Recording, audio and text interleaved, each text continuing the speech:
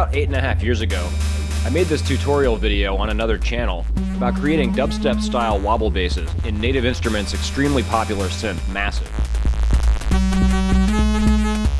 That video has been viewed over 940,000 times, and since the Make Noise No Coast can make some exceptionally aggressive bass tones, it seemed like a great tool to recreate this idea.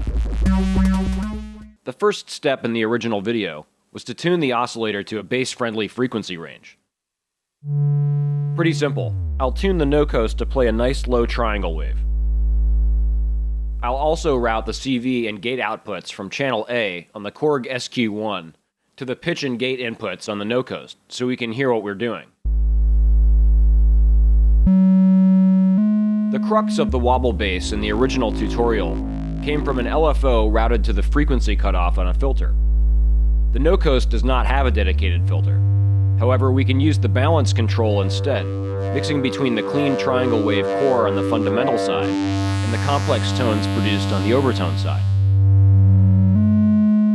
I'll enable cycling on the slope section and route the slope output to the balanced CV input.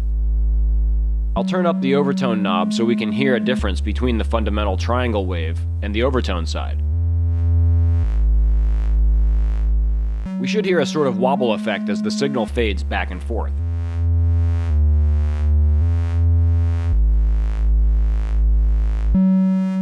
In the old wobble video, I used the same LFO to modulate a few parameters, not the filter cutoff alone. I also modulated the wavetable position, or wave shape. We could use stackables to route the slope output to a few other locations, or we can use the voltage math section available on the No Coast. I'll route the slope output to the voltage math input 1, and then one of those outputs back to the balanced CV input.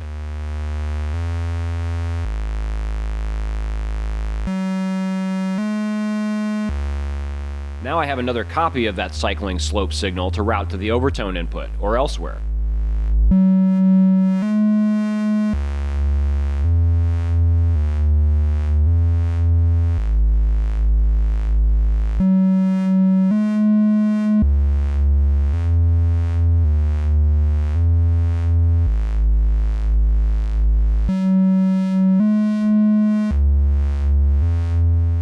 We can also offset that signal using the voltage math attenuverter.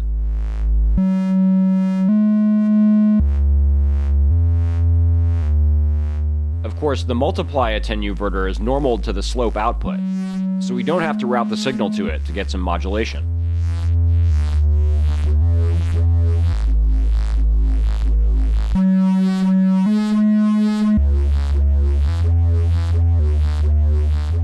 Instead of the balance function, we could also modulate the dynamic CV input to modulate the VCFA circuit.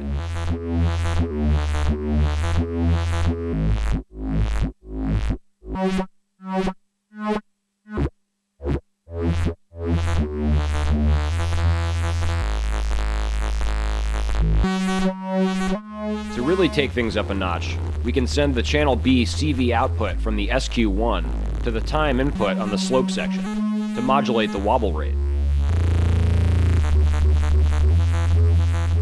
I'll set the vary response knob to linear, indicated by the tiny line, and try to set the rise and fall times to a rhythmic pattern.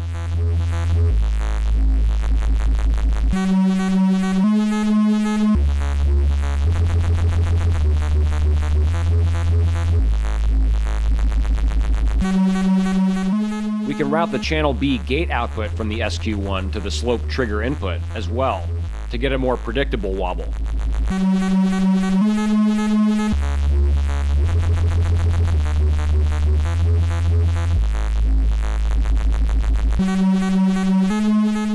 How are you getting big bass sounds? Let us know in the comments.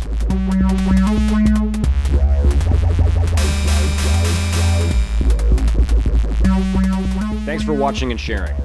As always, please like, follow, and subscribe. And remember, patch smarter.